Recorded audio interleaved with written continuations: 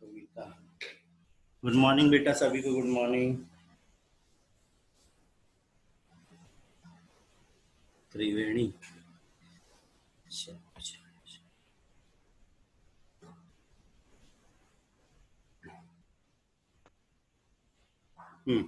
Last वाले chapter में किसी को कोई डाउट नहीं था ना?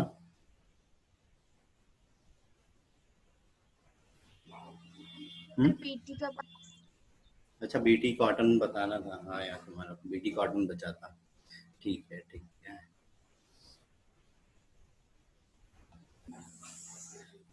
देखो, बीटी कॉटन में दरअसल मेन चीज जो कुछ पॉइंट है वो बता दे रहा हूँ कि क्या क्या चीजें याद रखनी है ना। तो जो बीटी कॉटन है उसमें क्या हो रहा है, बेसिलस थुरिनजेंसिस है ना, ये क्या हो रहा है, एक जीवाणु है जो क्या कर, जिसके अंदर में क्या रहती है, बीटी बीज बनाने वाली जीन उपस्थित रहती है ना, और ये प्रोटीन उसके लिए लाभदायक रहती है। लेकिन जो दूसरे जो कीट है ना, जैसे लेपिडोप्टेरा है, टेरिडोप्टेरा है, ये जो वर्ग है, उपवर्ग है, इनके जो कीट है उसके लिए वो हानिकारक होती है ना। तो जब इसको अपने आवश्यक प्रोटीन चाहिए होती है तो ये क्या करता है, उस पौधे के अंदर में अपने जीन को प्रतिस्थापित कर देता है। जब वो उन जीनों को वो प्रतिस्थापित कर दे रहा है, उस पौधे के अंदर में ट्रांसफर कर दे रहा है, तो उस पौधे के अंदर में बीटी जो टॉक्सिक है वो बनने लग जाता है। और जब वो पौधा उसको खा रहा है, मतलब कोई भी कीट उस बीटी टॉक्सिक वाले पौधे को जब खा रहा है, तो क्या चीज होना है, उसके जो आहार नाल है उसमें क्या हो रही है, उसके लार के साथ में वो क्रिया कर रहा है और उसको पैरालाइज कर देता है ना, कीट को। और क्योंकि जो बीटी जो टॉक्सिक रहता है वो क्षारीय माध्यम का रहता है और क्रिस्टलीय प्रोटीन रहती है ना, तो ये पहले तो पौधे के अंदर में निष्क्रिय रूप से रहता है, जैसे ही कीट के अंदर में उसके लार के साथ में मिक्स होता है वैसे ही वो क्या होने लग, वो काय में बदल जाता है, सक्रिय बीटी टॉक्सिक में बदल जाता है, और उस जो कीट है जो उस पौधे को खा रहा है उसको पैरालाइज कर देता है। पैरालाइज कर दे रहा है तो या तो वो तो श्वसन तंत्र को उसके इफेक्ट कर देगा,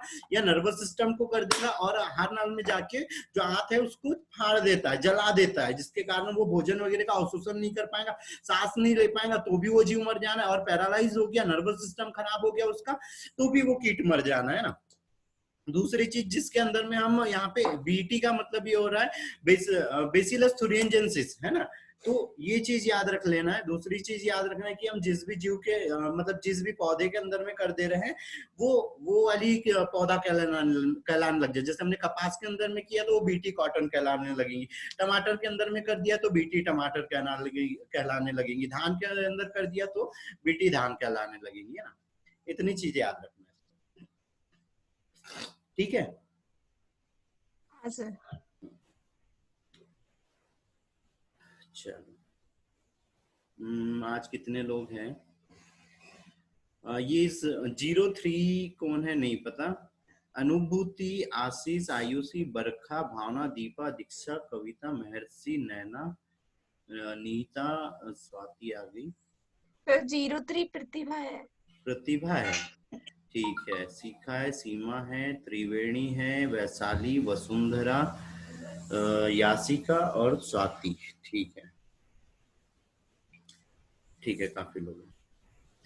ठीक है, ये वाले चैप्टर से हमको कुछ नस्लें, मेन तो हमको नस्लें याद रखना है कि कौन सी किसकी नस्ल है, कैसे बनी हुई है, कौन सा उसमें प्रजनन हुआ है, इतनी चीजें याद रखना है। और कुछ सेंटरों के नाम हमको याद रखना है, कुछ केंद्र या कुछ रिसर्च सेंटर है उनके नाम याद रखना है, वो कहाँ पर स्थित है और किस चीज के लिए वो वर्क करते हैं। इतनी ही चीजें इस चैप्टर से याद रखना है। इस चैप्टर से करेंट में अगर देखे जाए तो 6 से लेके 7 भर ऑब्जेक्टिव पूछ सकता है, या पिछले इसमें जो एवरेज अगर हम बताएं तो 6 से 7 तक ऑब्जेक्टिव भर पूछे है ना।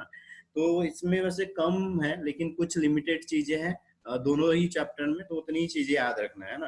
तो जैसे यहाँ पर क्या है, खाद्य उत्पादन के लिए वो है ना, जो भी नीतियां वगैरह हम जो भी प्रोग्राम वगैरह चला रहे हैं वो खाद्य उत्पादन के लिए ना। उसमें सबसे पहले क्या चीज आ जाती है, पशुपालन। ये दिखाई दे रहे हैं ना, वर्डिंग्स दिखाई दे रही है ना।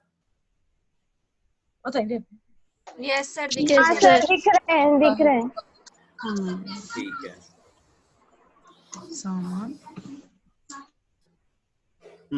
ठीक है, तो सबसे पहले क्या चीज आ रही है यहाँ पे, पशुपालन आ रहा है ना। तो पशुपालन में कुछ चीजें खास करके याद रखना है कि जो अभी इंडिया है, इंडिया का दूध उत्पादन में क्या है, सबसे फर्स्ट नंबर है। और जो चीन है और भारत है, इन दोनों के पास जो टोटल जो अर्थव्यवस्था है या जो टोटल जो बोलना चाहिए जितने संसाधन है, उसमें से जो पशुपालन की अगर हम काउंटिंग करें पूरे वर्ल्ड में, तो 25% इंडिया और चीन के पास में है ना।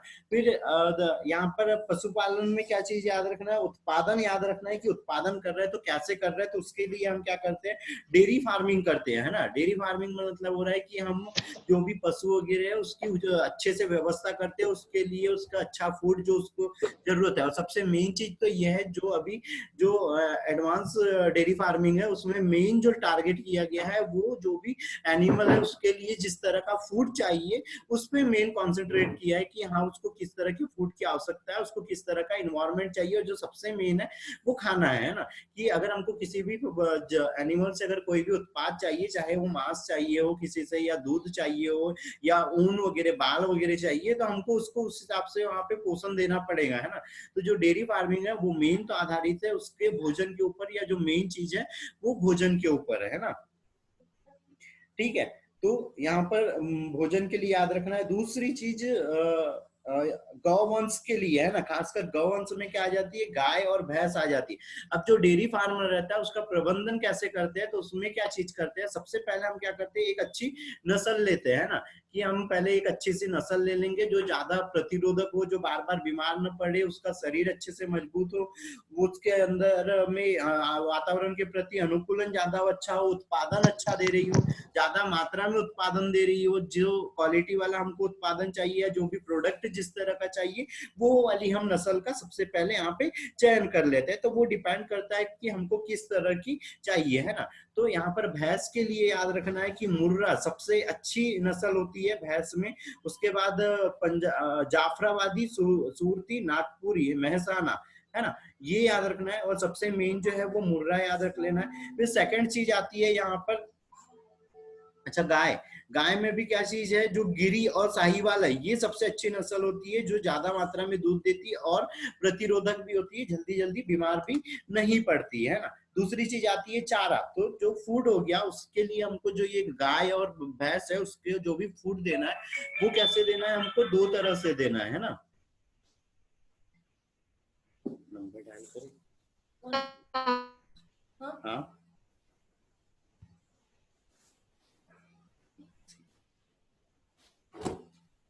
क्या क्या हुआ, आवाज नहीं आ रही। सर अब आ रही है। वो कॉल आ जाता है तो फिर दिक्कत हो जाती है। हाँ, लगा और क्या दिक्कत हो रही कुछ। ठीक है, तो क्या फूड है ना, तो हमको एनिमल को जो भी फूड वगैरह देना है, तो मेन यहाँ पे हम जो दुग्ध उत्पादन के लिए लेते हैं पशुपालन में, अगर सबसे बड़ी चीज अगर वो है तो वो क्या है, दूध का उत्पादन करना। तो हम यहाँ पे अच्छी नस्ल तो ले ली, लेकिन उसको अच्छा चारा भी देना जरूरी। तो दो तरह का चारा देते हैं, एक पादप रेशे देते हैं और दूसरा क्या रहता है यहाँ पे, सांद्रित पोषक रहते हैं। हाँ मानसिक, क्या हुआ बेटा।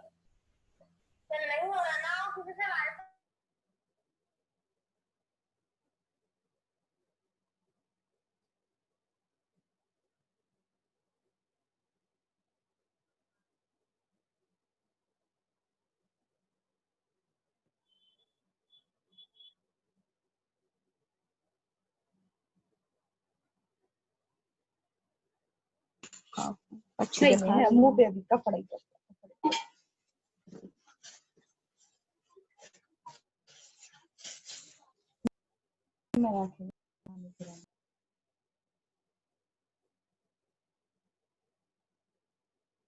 नहीं खाते नहीं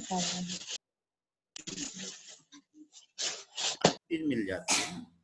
हाँ, मैं सारी क्लास तो उस पर भी डाल रहा हूँ, ठीक है।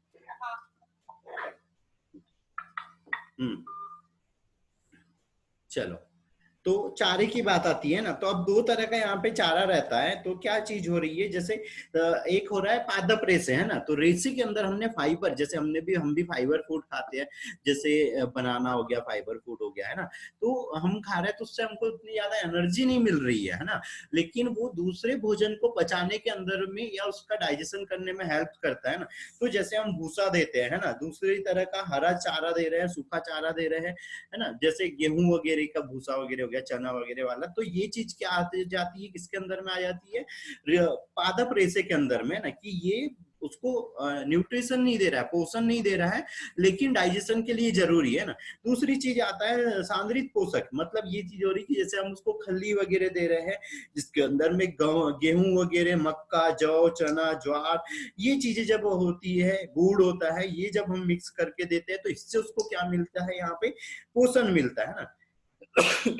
तो दो तरह का, तो यहाँ पर जो हम सांद्रित पोषण दे रहे हैं उसमें सही मात्रा रहना चाहिए प्रोटीन की, कार्बोहाइड्रेट की। अब जैसे दूध दे रहे हैं, दूध वाले, क्योंकि यहाँ पशुपालन में हम दूध को टारगेट कर रहे हैं, तो दूध को टारगेट कर रहे हैं, तो अच्छे दुग्ध उत्पादन के लिए हमको अच्छी प्रोटीन वाला भोजन भी उसको देना पड़ेगा, जिसके अंदर में ज्यादा मात्रा में प्रोटीन हो, है ना।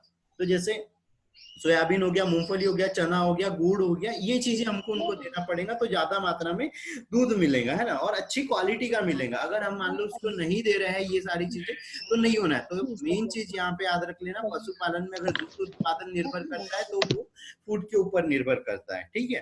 फिर दूसरी चीज आती है साफ सफाई और रखरखाव। तो साफ सफाई और रखरखाव में क्या चीज है कि हम जो भी जगह ले रहे हैं वो कैसी होना चाहिए, ऐसे ढलान युक्त होना चाहिए। ये सीक्वेंस में भी याद रखना है क्या चीजें जरूरी होती है ना, ढलान युक्त होना चाहिए, लाइट और हवा की व्यवस्था होना चाहिए, उसमें अच्छे से एयर वगैरह पास होना चाहिए, पानी की व्यवस्था अच्छे से होना चाहिए, जो भी उसका वेस्ट मटेरियल, यूरिन वगैरह निकल रहा है, स्टूल वगैरह निकल रहा है, वो सारी चीजें बाहर निकालने की अच्छे से व्यवस्था होनी चाहिए। तो इतनी चीजें, साथ में साफ सफाई के लिए रूटीन चेकअप करवाना है, तो वो किससे, वेटरनरी डॉक्टर से करवाना है ना। बेटा म्यूट रखना है ना, हाँ?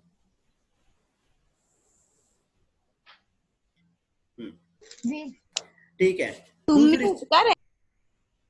कर रहे हैं स्वाति, वहां से हट जाओ बेटा, है ना।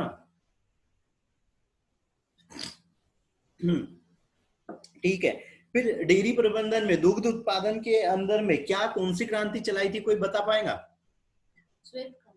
और किसने चलाई थी? किसने चलाई थी?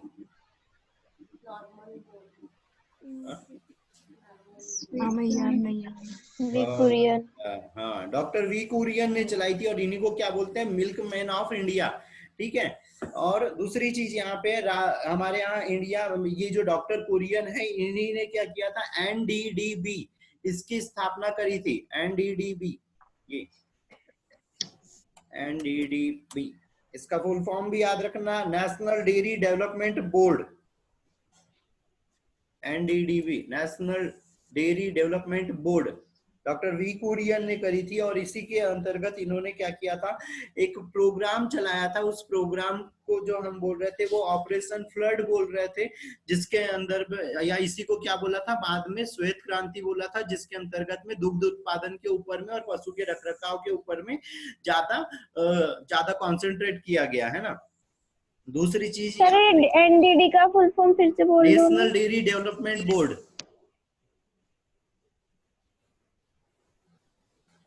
और ये कहां पर स्थित है, आनंद, गुजरात, आनंद, गुजरात, ठीक है। अगली चीज जो डॉक्टर कुरियन है, ये सिंपल सी चीजें अगर याद रह जाए तो बहुत अच्छी बात है, अगर बाय चांस पूछ लेता है तो। पद्मश्री और पद्म भूषण, है ना, और पद्म विभूषण, ये तीनों पुरस्कार मिले थे इनको, पद्मश्री, पद्म भूषण और पद्म विभूषण, है ना, ठीक है। चलो इसके बाद पद्म विभूषण, पद्म विभूषण, पद्मश्री, पद्मभूषण और पद्मभूषण, पद्म विभूषण, ठीक है। चलो इसके बाद में यहाँ पे वो डेयरी दूध के पैकेट देखे होंगे सारे लोगों ने, सांची का आता है, तो दिनसा का आता है ना, अमूल का आता है।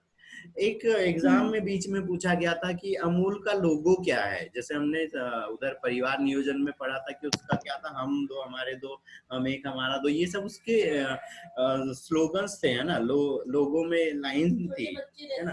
तो यहाँ पर लोगो और लाइन वो क्या था उसका स्टेटमेंट। अमूल दूध का क्या है, एडवर्टाइज देखी होंगी टीवी पे। अमूल दूध पीता है इंडिया। हाँ, तो ये चीज याद रखना है ना, एकदम सिंपल सी चीज है, पर ये एक दो एग्जाम में पूछी गई थी, है ना। तो अमूल के साथ में फिर अमूल का फुल फॉर्म आनंद मिल्क यूनियन लिमिटेड, है ना, ये भी याद रखना है। आनंद का फुल फॉर्म भी याद रखना है, आनंद मिल्क यूनियन लिमिटेड, ठीक है। आनंद मिल्क, आनंद मिल्क यूनियन लिमिटेड।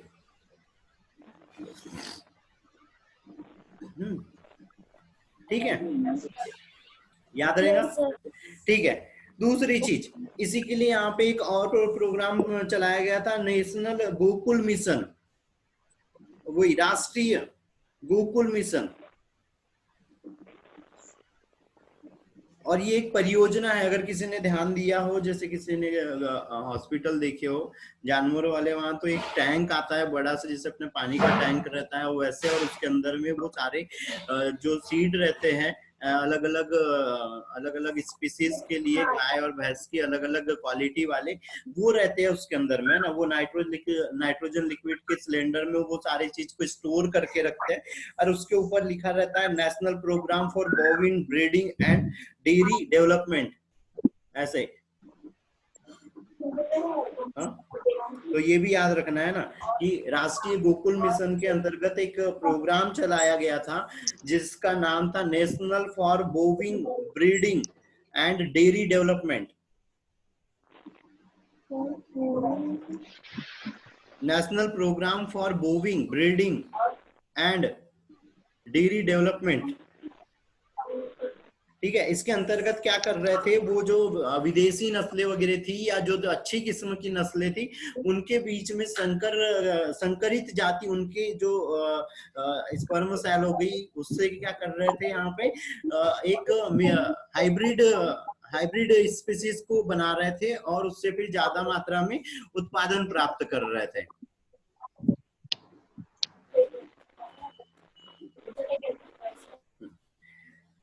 ठीक है, ठीक है। दूसरी चीज आती है यहाँ पे कुक्कुट पालन। तो कुक्कुट पालन में क्या चीज हो रहे थे यहाँ पे, पोल्ट्री फार्म, है ना, मुर्गी वगैरह का पालन कर रहे थे, है ना, कि जो भी ज्यादा मात्रा में अंडे दे रही है, ज्यादा मात्रा में यहाँ पे, एक सेकंड, हाँ, ज्यादा मात्रा में यहाँ पे हमको मांस प्राप्त हो रहा है, दूसरे प्रकार के प्रोडक्ट प्राप्त हो रहे हैं। तो इसमें सबसे अंडे देने वाली याद रखना, लेयर पक्षी क्या है, सबसे अच्छा अंडा देता है। जो बॉयलर होता है वो क्या होता है, मांस के लिए यूज में लाया जाता है, ठीक है। सर एक बार फिर से बोल दीजिए। लेयर अंडे देती है अच्छे, और बॉयलर मांस के लिए यूज करी जाती है ना। और इसके अंदर में जैसे असील हो गई, है ना, असील आंध्र प्रदेश, कर्नाटक और उत्तर प्रदेश में पाया जाता है। और ये क्या है, एक सामान्य नस्ल है, लेकिन अच्छी किस्म की है और ज्यादा प्रतिरोधक है, अच्छा मांस दे देती है ना। फिर यहाँ पे देसी और विदेशी नस्लें याद रखना है। तो देसी और विदेशी नस्लों में क्या, चटगांव सबसे नहीं, चिटगांव देसी नस्ल है ना। ब्रह्मा, ये तो नाम से समझ आएंगे, लेकिन ये चिटगांव याद रखना है ना। चिटगांव क्या है, देसी नस्ल है। और उसके बाद में यहाँ पे अगर हम विदेशी नस्ल याद रखते हैं तो रोड आइलैंड रेड और हैम्पन्यूशायर, है ना, ससेक्स, ये विदेशी नस्लों में याद रखना है। ये मैं इनकी एक लिस्ट सेंड कर दूंगा सारे लोगों को, है ना। तो यहाँ से जो देसी कौन सी है, विदेशी कौन सी है, वो चीजें याद करना है ना, ठीक है। Okay sir. ये तो याद ही करना पड़ेगा, है ना, ठीक है। उसके बाद में यहाँ पे डिसीज की बारी आती है, तो बर्ड फ्लू, है ना। बर्ड फ्लू को क्या है, बर्ड फ्लू को ही क्या बोलते हैं, एवियन फ्लू भी बोलते हैं, है ना। और ये किसके कारण होता है, ये भी एक पैंडेमिक है। और पैंडेमिक का मतलब क्या होता है, पैंडेमिक का मतलब महामारी। महामारी, लेकिन कौन सी? एक एंडेमिक होती है और एक पैंडेमिक होती है। संक्रमित। दोनों ही संक्रमित हैं, एंडेमिक भी और पैंडेमिक भी। वो दरअसल देखो महामारी ही है ना। दोनों महामारी के दरअसल दो टाइप होते हैं, एक एंडेमिक होती है और एक पैंडेमिक होती है। अभी क्लियर सा समझ आ जाएगा। कोरोना, कोरोना कौन सी है? पैंडेमिक है। अब बताओ इसमें क्या चीज हो रही, कैसी हो रही? मतलब ये पूरे विश्व में फैल रही है, और ये जो एंडेमिक होती है वो सिर्फ एक जिले या एक कोई पर्टिकुलर स्थान पे फैलती है। हाँ, एक पर्टिकुलर जियोग्राफिकल एरिया में जब रहती है तो वो क्या कहलाती है? एंडेमिक कहलाती है। और जब वो एक बड़े से जियोग्राफिकल एरिया, एक या तो फिर बड़े कॉन्टिनेंट्स में या बहुत जगह पे फैल जाती है तो वो क्या कहलाती है? पैंडेमिक। तो कोरोना क्या है? पैंडेमिक। तो जो ये एवियन फ्लू है ये भी क्या है? यहाँ पे एक पैंडेमिक वायरल डिसीज है ना, कि वायरस के द्वारा हो रही। अब देखो दरअसल यहाँ पे जो भी महामारियां आती है जरूरी नहीं होता है कि वो किसी सिर्फ वायरस के कारण हो, दूसरे जीवाणु के कारण भी हो सकती है। बस बात नहीं रहती कि वो फैल रही कैसे, है ना। अगर वो एक पर्टिकुलर जियोग्राफिकल एरिया में तो एंडेमिक है, बाहर साइड में फैल रही है तो वो फिर पैंडेमिक है ना। किसके कारण होती है? तो H5N1 वायरस के कारण होती है ना। और ये क्या करता है? उनके श्वसन तंत्र को यहाँ पे प्रभावित करता है और उसके अंदर में कफ होने लगता है, और जो मुर्गी रहती है उसको सांस लेने में यहाँ पे दिक्कत होने लग जाती है। ठीक है, ठीक है। तो इतनी चीज यहाँ तक याद रखना है। उसके बाद में आता है पशुओं में प्रजनन, है ना। तो पशुओं में प्रजनन के लिए क्या है? पशुओं में प्रजनन की अलग अलग तरह की विधियां हो रही है यहाँ पे। मेन तो ये याद रखना है, उनकी विधियां याद रखना है कि किस किस तरह का प्रजनन होता है। जैसे हम बोलते हैं ना, हाइब्रिड नस्ल की है, हाइब्रिड गाय है, हाइब्रिड बकरी है, हाइब्रिड भैंस है ना। तो हम यहाँ क्या कर रहे हैं? उनमें प्रजनन की विधि या पशुपालन की चीजें। पशुपालन में सेकंड जो चीज आती है वो रहता है उनके बीच में प्रजनन कराना, है ना। तो प्रजनन हम क्यों करवा रहे हैं? सबसे मेन चीज तो पहले यहाँ पर ये भी याद रखना है कि प्रजनन हम इसलिए करवा रहे हैं कि एक हमको बेहतर नस्ल प्राप्त हो सके, है ना। जो हमको नस्लें चाहिए या हमको उत्पादन ज्यादा मात्रा में चाहिए तो हमको जीवों की संख्या यहाँ पे बढ़ाना पड़ेगा ना। अब यहाँ पे एक छोटा सा ऑब्जेक्टिव जो पूछ लेता है, या इस जो प्रजनन वाला टॉपिक है इससे दो ही तरह के ऑब्जेक्टिव आते हैं, है ना। एक तो ये है अंतः प्रजनन और बाह्य प्रजनन, है ना। तो अंतः प्रजनन में क्या चीज हो रही है? इनब्रीडिंग, है ना। इनब्रीडिंग में ये चीज हो रही है कि अगर हम एक ही जाति, जैसे मान लो देसी गाय है और हम देसी सांड के साथ उसका क्रॉस करा दे रहे हैं ना। जैसे मान लो क्या रहती है, क्या बोलना चाहिए, कोई भी एग्जांपल में ले लो, जैसे जर्सी गाय और जर्सी क्या है? सांड भी है। उसके बीच में अगर हम क्रॉस करा रहे हैं तो जो संतान आ रही है वो क्या हो रही है? हमको सेम जर्सी लक्षण की मिलना है, कोई दूसरे लक्षण की नहीं मिलना है। तो अब इसमें ये चीज होती है अंतः प्रजनन के, देखो यहाँ पे लाभ और हानि से ऑब्जेक्टिव बन जाते हैं दोनों में, अंतः और बाह्य में। तो अंतः में क्या चीज होती है? जब हम एक ही जाति के बीच में जब हम क्रॉस करवाते रहते हैं और संतान लेते रहते हैं तो हम वो जो जाति रहती है वो धीरे धीरे क्या होने लगता है? हो सकता है कि वो कमजोर हो जाए, है ना। जो बीमारी एक पीढ़ी में थी वो बीमारी अगली पीढ़ी में भी जाने के चांसेस रहते हैं ना। कोई नए लक्षण नहीं आते हैं, ज्यादा वातावरण के प्रति अनुकूलित नहीं हो पाती है, ज्यादा अच्छा उत्पादन देने में वो सक्षम नहीं होती है। जैसा उत्पादन उसके पूर्वज दे रहे थे वही उत्पादन वो जाति भी देते रहती है ना। लेकिन बाह्य, हाँ, और यहाँ पे जो एक क्वेश्चन बनता है वो ये भी बनता है कि अंतः प्रजनन में जाति की शुद्धता, तो जाति की शुद्धता बनी रहती है लेकिन उत्पादन क्षमता क्या हो जाती है? कम होते रहती है ना। वो जीव कमजोर होते रहता है क्योंकि उसमें एक जैसे जीनों का क्या होते जा रहा है? पुनर्संयोजन होते जा रहा है ना। दूसरी चीज आती है यहाँ पे बाह्य प्रजनन। तो बाह्य प्रजनन में क्या चीज हो रही है? जैसे मान लो एक देसी गाय होगी, दूसरा जर्सी का सांड हो गया, हम उसके बीच में क्रॉस करा रहे हैं तो जो संतान आ रही है वो एक नए लक्षण वाली आती है, मतलब दोनों का मिक्सअप आती है। तो अगर मान लो देसी गाय अगर रोगों के प्रति प्रतिरोधी है, वातावरण के प्रति अनुकूल हो जा रही है, और जर्सी क्या कर रही है? दूध दे रही है ज्यादा मात्रा, तो वो जो संतान आई है वो रोगों के प्रति प्रतिरोधी भी होना है और ज्यादा मात्रा में उसने उत्पादन भी देना है। तो बाह्य प्रजनन कराने से ये चीज रहता है कि हमको एक नई जाति देखने को मिल जाती है, हमको जो उत्पादन है वो ज्यादा अच्छा प्राप्त हो जाता है, ज्यादा अच्छे लक्षण वाली संतानें प्राप्त हो जाती है बाह्य प्रजनन में, लेकिन उसमें जाति की शुद्धता नष्ट हो जाती है। और इसमें वही जीन दिखते हैं जो क्या होते हैं? प्रभावी होते हैं ना। हमने प्रभाविता का नियम पढ़ा था उधर मेंडल वाले चैप्टर में, अनुवांशिकी वाले में। तो जो जीन ज्यादा प्रभावी होगा, जो जीन ज्यादा अच्छा होगा वो वाला अपने आप को प्रदर्शित करेगा। मान लो जर्सी के अंदर में भी वो वातावरण के प्रति अनुकूलन की क्षमता वाला जीन है, देसी के अंदर भी है, लेकिन ज्यादा अच्छा किसका है? देसी का है। तो कौन सा जीन आगे चल के एक्सप्रेस होना है? जो जीन ज्यादा अच्छा है वो वाला जीन यहाँ पे एक्सप्रेस हो जाना है, बाकी जीन यहाँ पे एक्सप्रेस नहीं होते। तो हमको जो है अच्छी नस्ल आगे चल के प्राप्त हो जाती है। ठीक है, फिर यहीं पर आती है एक प्योर लाइन। हमने शुद्ध वंशानुक्रम पढ़ा था, तो उसमें क्या चीज हो रही थी?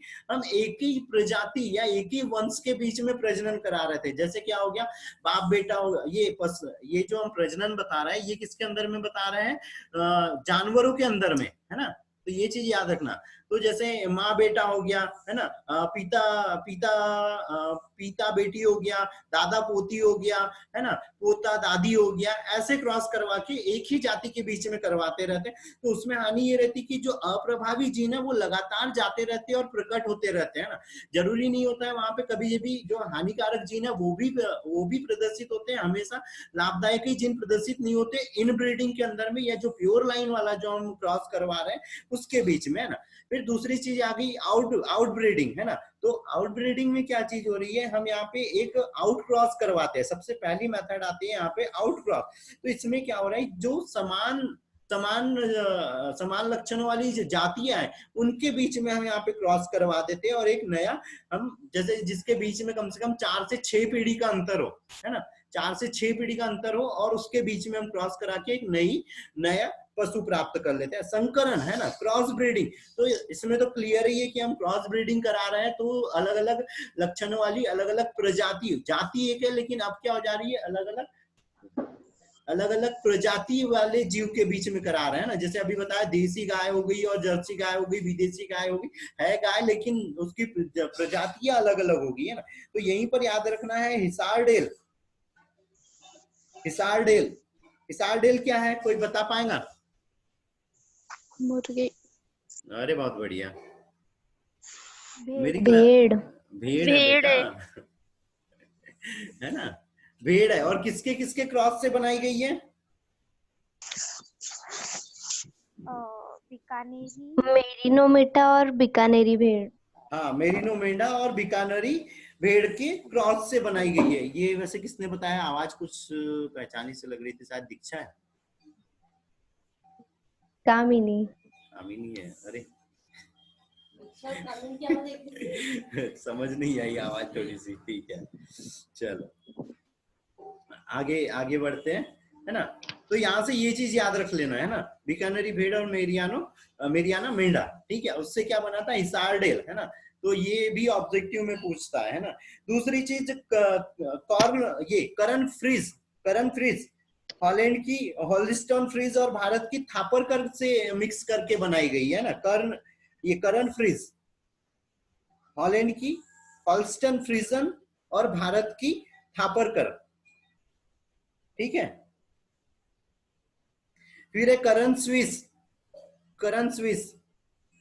इसको भी याद रखना है। स्विट्जरलैंड की ब्राउन स्विस और देसी नस्ल ये भारत की साहीवाल। ठीक है, तो इतनी चीज याद रखना है।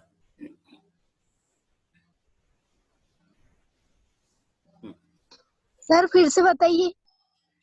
एक करन स्विस, स्विट्जरलैंड की ब्राउन स्विस और भारत की साहीवाल से मिक्स के बीच में संकरण करवा के कराई गई है।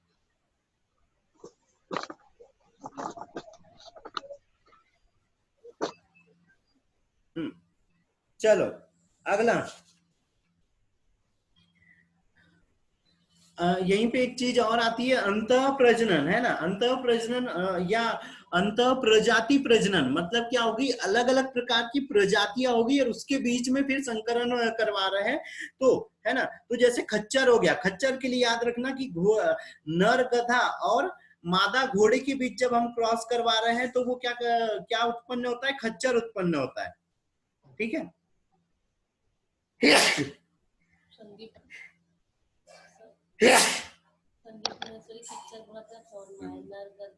ठीक है, नर गधा और मादा घोड़े के बीच से अगर क्रॉस करवाते हैं तो खच्चर प्राप्त होता है ना। लेकिन मादा गधा और नर घोड़ा है तो इनका क्रॉस करा रहे हैं तो हिलनी हिन्नी उत्पन्न होता है। अब खच्चर देखा है क्या किसी ने यस सर। हाँ क्लास में? यस सर देखा है। और हिन्नी? देखा है सर। नहीं। अच्छा ठीक है, दिख जाएंगे।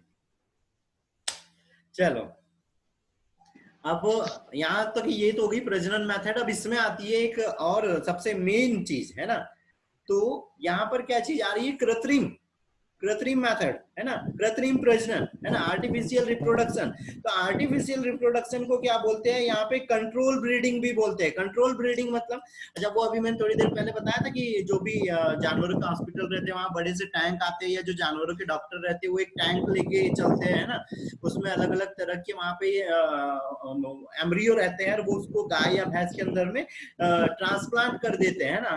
हमसे वो पूछते हैं कि किस तरह की नस्ल का चाहिए है ना।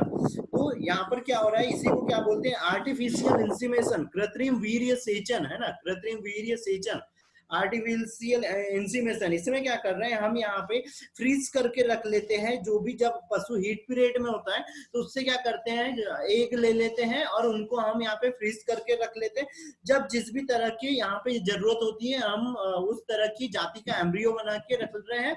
और जब भी कोई फीमेल एनिमल जब हीट पीरियड में आती है तो उसके अंदर में हम उसको क्या कर देते हैं, एम्ब्रियो को ट्रांसफर कर देते हैं, जिस तरह के लक्षण वाला हमको वो अगला जीव चाहिए। ठीक है। दूसरी चीज यहाँ पर, ये यहाँ पे एक वर्ड आ रहा है मल्टीपल ओवुलेशन है ना, तो मल्टीपल ओवुलेशन के लिए यहाँ पे याद रखना है, इसका शॉर्ट फॉर्म और फुल फॉर्म भी याद रखना है ना। तो शॉर्ट फॉर्म और फुल फॉर्म में क्या याद रखना है, MOET,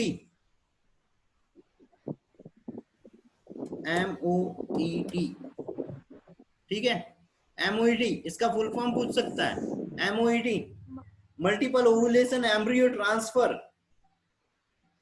multiple ovulation embryo transfer. ठीक है। इसके अंदर में क्या कर रहे हैं हम, यहाँ पे एम्ब्रियो को फ्रीज करके रख रहे हैं, बाद में उसको हम ट्रांसफर कर दे रहे हैं एनिमल के अंदर में है ना। तो इसके अंदर में यहाँ पे एक ये यार बेटा माइक की दिक्कत हो रही है तो ठीक है। इसमें आता है सबसे पहले सुपर ओवुलेशन। अब बात आती है कि सुपर ओवुलेशन क्या होता है, तो नॉर्मल वाला पहले बताओ, ह्यूमन वाला बताओ, ओवुलेशन मतलब क्या होता है, ओवुलेशन।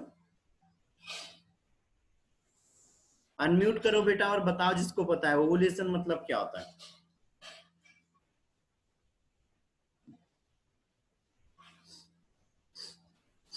जिसको भी पता है वो बताओ।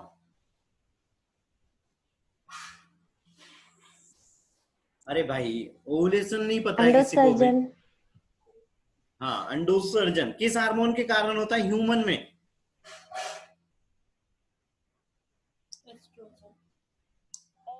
एस्ट्रोजन और प्रोजेस्टेरोन। बहुत बढ़िया बहुत बढ़िया। थोड़ा है क्या वहां पे आसपास में कहीं? मार लो इस बार, खुद के सर पे मारो। HS क्या क्या कुछ भी बोल दिया, ऐसा कोई हार्मोन भी नहीं।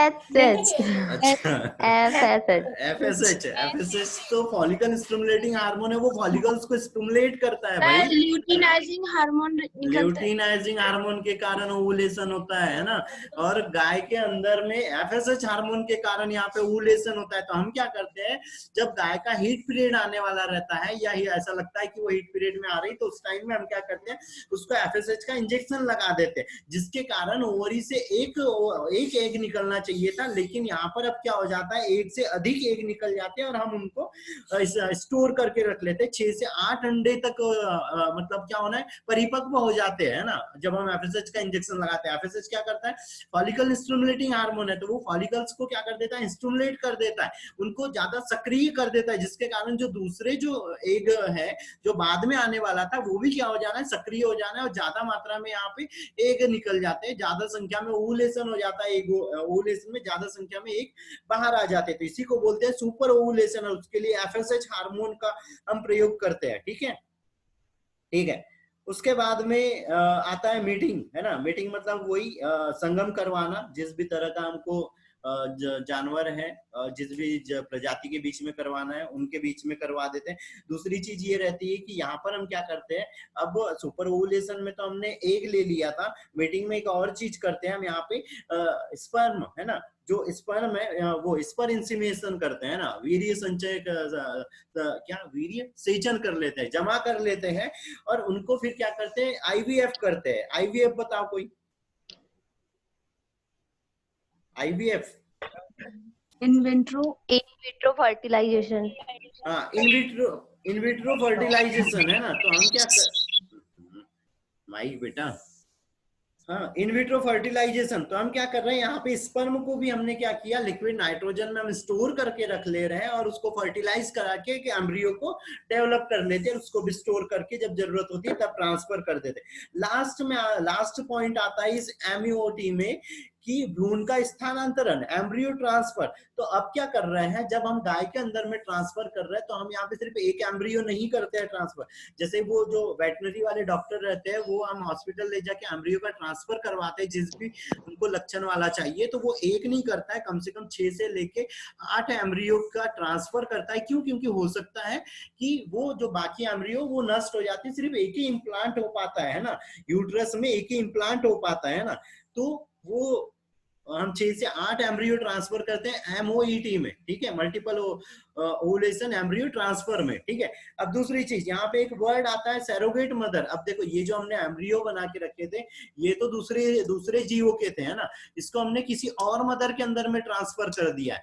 तो ये जिसके अंदर में ट्रांसफर किया है वो मदर यहाँ पे क्या कहलाती है, सैरोगेट मदर कहलाती है। मतलब एम्ब्रियो कहीं और का है लेकिन जो मदर पोषण वगैरह दे रही है वो क्या कहलाती है, सैरोगेट मदर कहलाती है। बेटा टाइम एंड हो गया है ना, 1 ही मिनट बचा हुआ है, 10 मिनट बाद फिर से सारे लोग कनेक्ट करेंगे, ठीक है।